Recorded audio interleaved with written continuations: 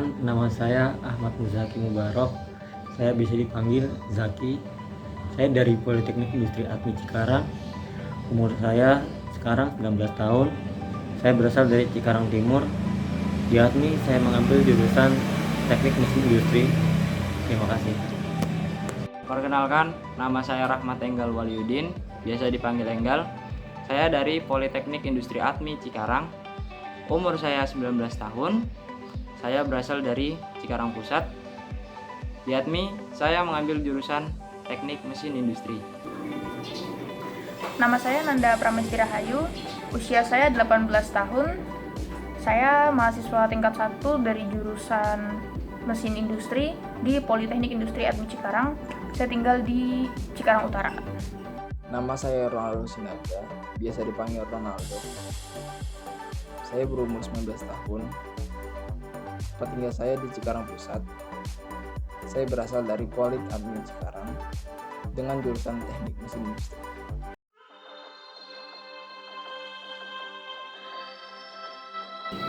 Di video ini, tema yang kami ambil yaitu hidrolik.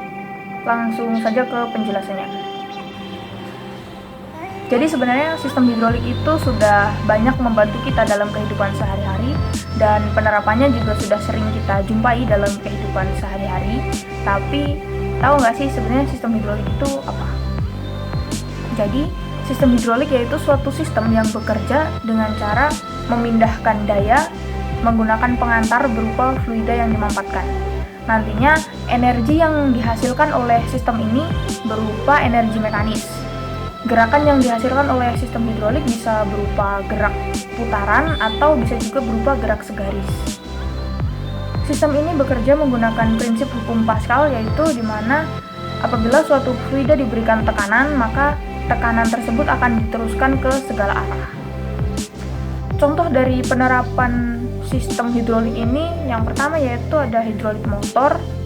Hidrolik motor yaitu suatu sistem yang mengonversi tekanan hidrolik menjadi torsi atau tenaga putaran. Kemudian ada hidrolik pompa. Dalam suatu sistem, yang dimaksud dengan hidrolik pompa yaitu suatu alat yang dapat menghasilkan tekanan. Alat ini banyak sekali digunakan dalam dunia industri, baik dalam skala kecil maupun skala yang besar. Beberapa contoh dari penerapan sistem hidrolik ke alat-alat yang sering kita lihat yaitu misalnya pada rem hidrolik, pada pompa hidrolik, pada dongkrak hidrolik, atau pada alat yang digunakan untuk mengangkat mobil yang biasanya kita lihat di tempat pencucian mobil. Kemudian bagaimana sih prinsip kerja dari sistem hidrolik? Sebenarnya prinsip kerja yang ada di balik sistem hidrolik ini cukup sederhana, yaitu di mana suatu gaya yang diberikan pada suatu titik akan diteruskan ke titik lain menggunakan fluida yang dimampatkan. Dimampatkan di sini maksudnya yaitu proses memadatkan suatu zat atau cairan atau fluida sehingga tidak berongga, atau dalam istilah lainnya yaitu dikompresi. Dengan demikian akan tercipta suatu fluida bertekanan yang siap untuk diubah menjadi suatu tenaga yang besar atau tenaga yang bertekanan tinggi. Salah satu keuntungan dari menggunakan sistem hidrolik ini yaitu dapat menghasilkan suatu tenaga yang besar hanya dengan menggunakan komponen yang relatif kecil. Namun ada juga kekurangannya, yaitu salah satunya apabila terdapat kebocoran pada sistem ini yang walaupun kebocorannya kecil, alat yang menggunakan sistem ini tidak akan bekerja dengan baik atau bahkan mungkin bisa menimbulkan kecelakaan. Di video ini, salah satu contoh penerapan sistem hidrolik yang akan kami jelaskan yaitu pada dongkrak hidrolik. Teman-teman pasti sudah pernah melihat, pernah tahu seperti apa bentuk dari dongkrak hidrolik. Bahkan mungkin beberapa dari teman-teman sudah ada yang pernah menggunakan dongkrak tersebut. Jadi dongkrak hidrolik yaitu sebuah dongkrak yang biasa digunakan untuk mengangkat benda yang berat. Salah satu contohnya yang sering diangkat oleh dongkrak ini yaitu kendaraan seperti mobil. Pada umumnya tujuan mendongkrak mobil yaitu untuk melakukan perbaikan seperti mengganti ban dan lain sebagainya. Dongkrak ini disebut hidrolik karena menggunakan fluida tertentu untuk membantu proses mengangkat beban yang berat tadi. Dongkrak ini memiliki dua tabung, di mana satu tabung berdiameter lebih kecil sedangkan tabung satunya lagi berdiameter lebih besar. Kedua tabung tersebut saling terhubung dan di dalamnya diisi oleh fluida yang dimampatkan. Cara kerja dari alat ini cukup sederhana, yaitu untuk mengangkat beban, batang pompa digerakkan menggunakan handle yang tersedia. Ketika batang pompa tersebut naik turun, seluruh bagian fluida akan tertekan dan tekanan tersebut akan diteruskan dari tabung yang kecil ke tabung yang besar sehingga silinder hidrolik akan terdorong dan menghasilkan gerakan naik ke atas, sehingga beban dapat terangkat ke atas sesuai dengan ketinggian yang kita inginkan. Untuk lebih jelasnya, kita akan menyimak penjelasan mengenai dongkrak hidrolik berikut ini. Di sini saya ingin menjelaskan beberapa hal yang ada pada dongkrak hidrolik. Yang pertama, ada hukum Pascal pada dongkrak hidrolik. Hukum Pascal adalah hukum fisika yang berhubungan dengan zat cair dan gaya-gaya yang ada padanya. Bunyi hukum Pascal adalah tekanan yang diberikan pada suatu zat cair di dalam suatu wadah akan diteruskan ke segala arah dan sama besarnya. Hukum inilah yang kemudian diterapkan pada cara kerja dongkrak hidrolik. Alat ini menggunakan kekuatan tekanan air atau fluida untuk bisa menghasilkan gaya angkat. Gaya ini akan digunakan dalam kegiatan mengangkat beban yang berat pada kendaraan hingga 5 ton. Nah, di sini saya memiliki suatu contoh dongkrak. Di sini dongkrak ini mampu mengangkat beban maksimal 1,5 ton. Nah, dongkrak ini sendiri biasanya ada pada mobil standar. Di mobil pribadi ini sudah ada. Dan fungsinya antara lain untuk mengganti ban mobil. Nah, berikutnya ada prinsip kerja dongkrak hidrolik. Prinsip kerja dongkrak dengan sistem hidrolik benar-benar memanfaatkan prinsip hukum Pascal. Alat ini terdiri dari dua tabung utama yang saling berhubungan dan memiliki diameter berbeda ukuran. Masing-masing tabung ditutup dan kemudian diisi dengan fluida atau cairan. Saat gaya tekan diberikan pada tabung berdiameter lebih kecil, maka tekanan tersebut akan disebarkan secara merata ke segala arah, termasuk ke tempat diletakkannya mobil. Akibatnya, fluida tersebut memberikan gaya dorong terhadap tabung berdiameter besar sehingga menimbulkan kekuatan untuk mengangkat mobil. Lalu, pada desain dongkrak hidrolik berbentuk botol akan menemukan sebuah tuas yang dipakai untuk mengangkat mobil. Saat Anda ingin mengangkat mobil, maka Anda bisa menggunakan tuas ini agar dongkrak memompa bagian atas mobil supaya bisa naik. Kemudian Anda bisa dengan leluasa melakukan penggantian maupun perbaikan ban. Saat sudah selesai, putar katup yang terdapat di sisi dongkrak untuk mengembalikan posisi mobil ke semula. Nah, di sini ada satu contoh tuas pengungkit untuk menaikkan dongkrak seperti ini tuasnya. Nah, biasanya tuas ini ada pada dongkrak ini, tepatnya di sini. Seperti ini kira-kira. Lalu untuk mengendorkan atau menurunkan hidrolik terdapat pada sisi depan bagian dongkrak seperti ini. Selanjutnya saya akan menjelaskan cara penggunaan dongkrak hidrolik pada mobil. Untuk sekarang ini sudah jauh lebih mudah untuk menerapkan cara kerja dongkrak hidrolik pada kendaraan bermotor, khususnya mobil. Hal ini dikarenakan letak posisi titik tumpu pemasangan dongkrak sudah disesuaikan oleh letaknya. Bahkan titik tumpu ini sudah disesuaikan dengan skala tumpuan dongkrak hidrolik agar pas dan mudah digeser. Namun, satu hal yang penting harus kita pahami, proses cara kerja dongkrak hidrolik ini hanya untuk mengangkat satu sisi ban mobil dari permukaan. Jadi, tidak bisa dipakai untuk mengangkat roda mobil dengan cara meletakkannya di bagian tengah kendaraan. Kemudian, saat Anda memasangkan ke mobil, pastikan peletakannya bagian belakang berada pada sasis mobil, sementara bagian depan pada arm. Namun, ada beberapa resiko apabila kita salah menggunakan dongkrak pada kendaraan. Misalnya, ketika kita meletakkan pada bagian tengah kendaraan, bisa saja dongkrak itu terpental dan membahayakan sang pengguna. Namun, pada dongkrak tersebut biasanya sudah ada panduan standar untuk mendongkrak. Jadi, kita bisa saja menggunakan dongkrak tersebut mengikuti pada panduan yang terdapat pada dongkrak tersebut. Selanjutnya, ada beberapa keunggulan menggunakan dongkrak hidrolik.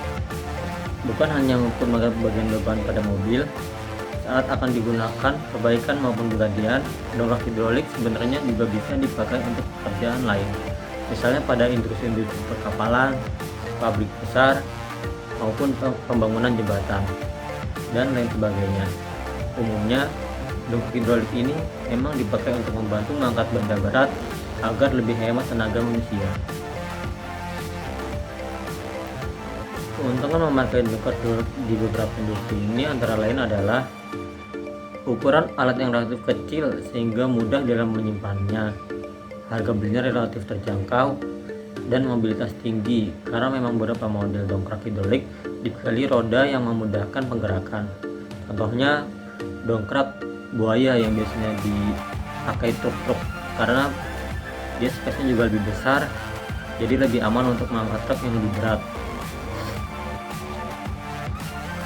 Belum lagi perawatan dongkrak hidrolik yang mudah sehingga tidak perlu biaya tambahan untuk menjaga fungsinya. Terima kasih. Di sini terdapat dua tuas untuk menaikkan dan menurunkan hidrolik.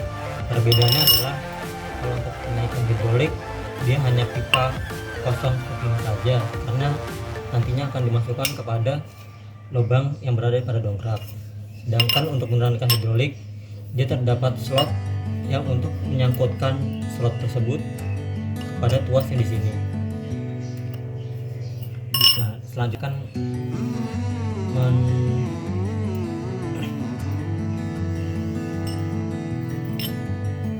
Selanjutnya saya akan mempraktikkan cara menggunakan dongkrak hidrolik mobil pada umumnya. Yang pertama adalah masukkan tuas pada lubang yang ada di hidrolik, kemudian dijungkit-jungkit hingga hidrolik tersebut sedikit demi sedikit bisa naik.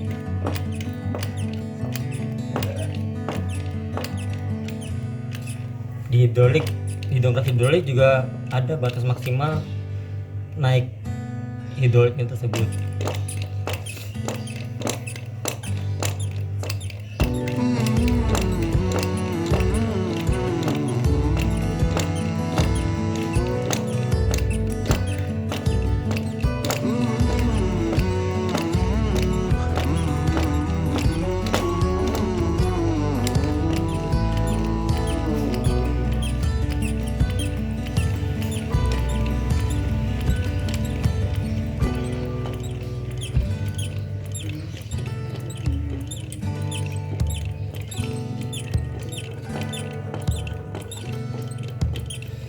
Sebisa mungkin pada proses pendobrakan bawah dongkrak diganjal oleh sebuah balok atau batu agar proses penekanannya lebih aman. Seperti inilah nanti hasil dari dongkrak yang sudah naik maksimal.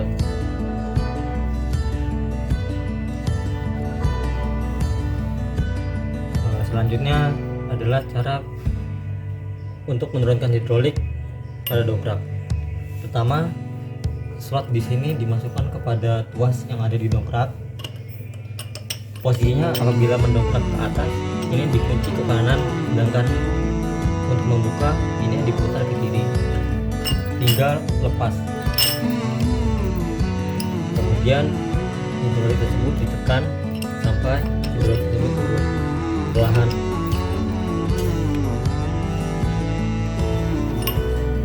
Kemudian agar aman, ininya dikunci kembali.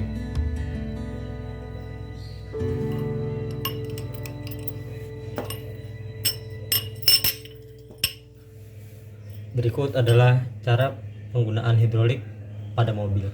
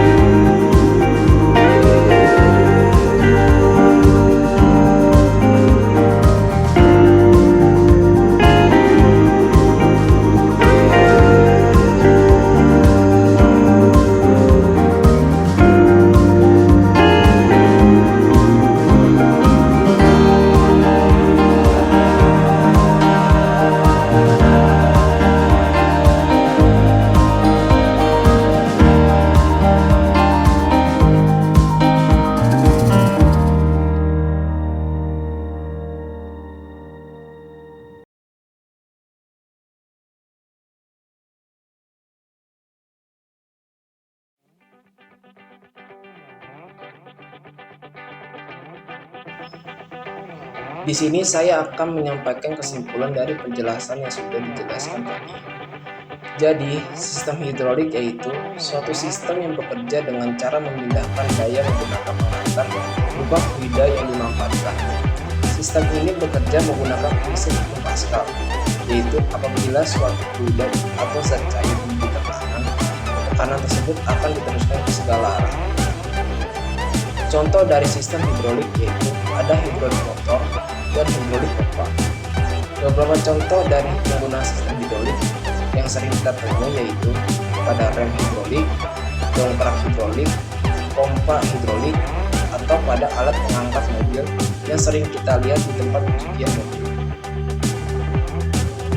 Pada video ini, penerapan sistem hidrolik yang kami jelaskan yaitu dongkrak hidrolik. Dongkrak hidrolik merupakan alat yang dapat digunakan untuk mengangkat kendaraan seperti mobil, motor, dan lain-lain. Dongkrak ini disebut hidrolik karena menggunakan liquid atau cairan khusus yang bisa membantu proses pengangkatan alat berat tertentu. Prinsip kerja dongkrak ini menggunakan prinsip hukum Pascal. Cara kerja dongkrak ini cukup sederhana, yaitu untuk mengangkat beban. Tuas mengungkit yang terdapat pada dongkrak hidrolik dinaik turunkan. Ketika tuas tersebut naik turun, setiap bagian fluida akan tertekan ke bawah. Tekanan yang dihasilkan oleh tabung pompa dengan permukaan kecil ini diteruskan ke seluruh bagian fluida pada silinder hidrolik sehingga bagian pengangkat beban didorong naik dan beban akan terangkat sesuai ketinggian yang kita inginkan. Pada dongkrak hidrolik yang kami gunakan ini, fluida yang digunakan yaitu oli. Kemudian di berat beban maksimal yang bisa diangkat oleh dongkrak ini yaitu 1,5. Sekian video penjelasan tentang sistem hidrolik yang dapat kami sampaikan. Mohon maaf apabila terdapat kesalahan baik penjelasan materi maupun penyampaiannya. Terima kasih.